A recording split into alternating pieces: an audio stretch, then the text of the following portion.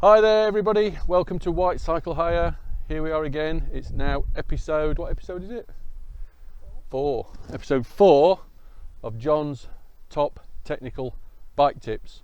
You may remember in last week's exciting bike wash episode, we discussed that the next episode would in fact be basic bike care and lubrication. So here we are outside in our lovely garden, enjoying a little bit of January sunshine, dodging the showers.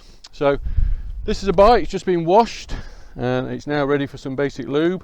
As you can see, there's probably a little bit of evidence of slight bit of rustiness on the chain, but it's important to keep your transmission clean. It's important to keep your transmission lubed. It's the most important probably part of the bike's transmission. There's lots of ways you can clean your chain or prepare your chain. We tend to use a light oil, something like GT85 or, if we get in there, something like TF2. We tend to use the products with Teflon in them rather than the ones with silicon in them, like WD-40, because silicon can corrode some of the rubbers and seals in your bike. Anyway, so once we've got the bike on the stand or upside down, wherever you want to put it, a little bit of a clean off with the light lube, and that'll just basically degreases the chain and allows us to clean it with, as you can see, the ubiquitous oily rag, and I don't mean Holly. Yeah. Are you alright today, Hols? Very quiet? Yeah, you're alright, yeah. Okay. So obviously this bike's got disc brakes, so you have to make sure that when you are cleaning your bike that you are not spraying any of the lubes anywhere near your braking surfaces. Make sure they stay nice and clean and dry, because obviously any oil on those is going to affect the braking. Yep. Oh, there we go. So once you've got your chain reasonably clean and tidy, what we tend to do as well, just make sure the jockey wheels down here are clean. They do pick up quite a bit of dirt. So one of the most satisfying jobs. Oh, look at that. Disgusting, but deeply satisfying, eh, Hols? Oh, yeah. Don't we like cleaning jockey wheels, eh? Let's just get those. So we got the jockey wheels pretty clean. We're not going to spend hours on them.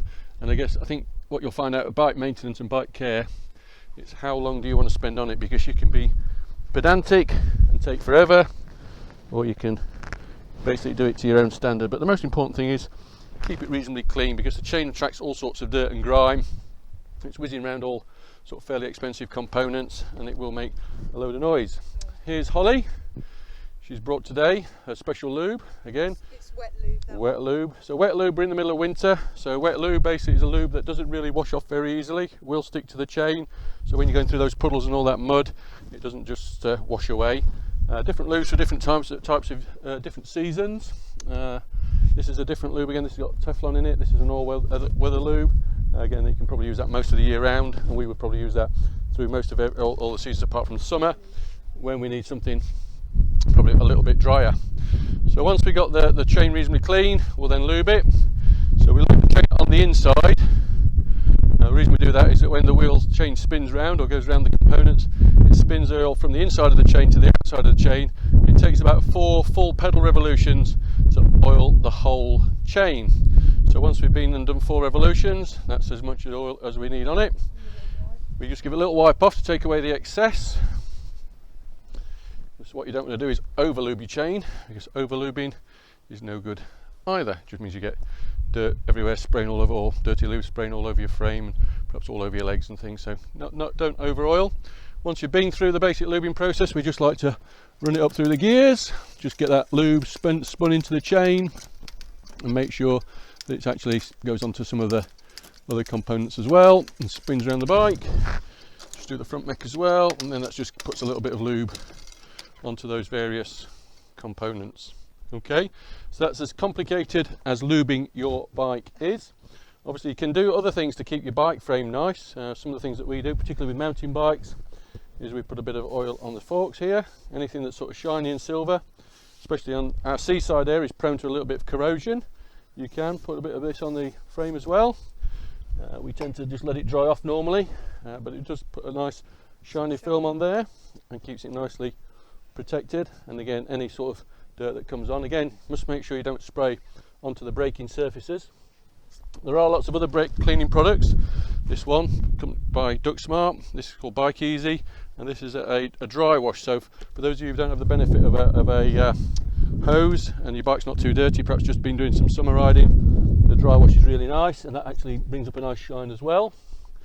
If you are riding in all sorts of conditions, this is called mud slider. This is a mud and water repellent. Again, once your bike's been done, a little spray of that onto the frame, and basically watching those rotors.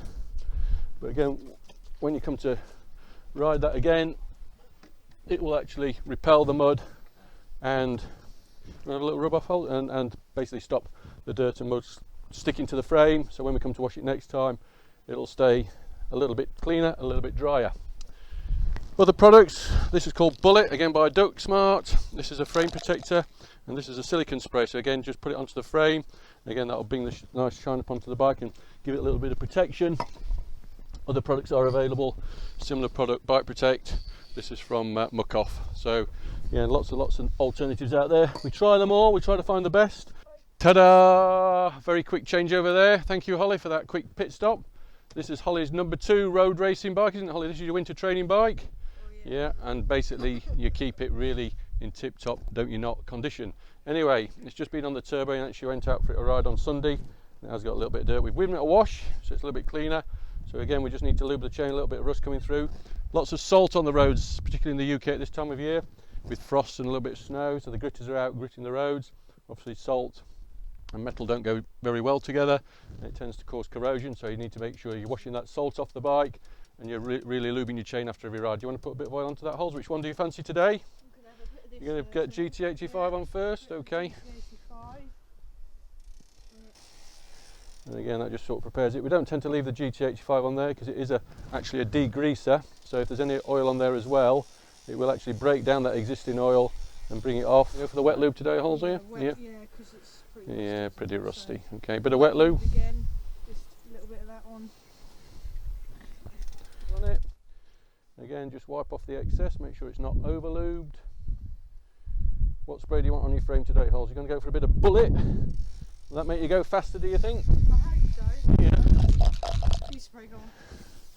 So a nice bit of Bullet all over the frame, even on the tyres. This little bit of GT85, we've put on some of the sort of more exposed parts, pivot parts on the brakes, things like that. Just make sure, yeah, these nice shiny bits of metal. And I think pretty much, from a rudimentary point of view, that bike's lubed, protected, and ready for Holly to ride again.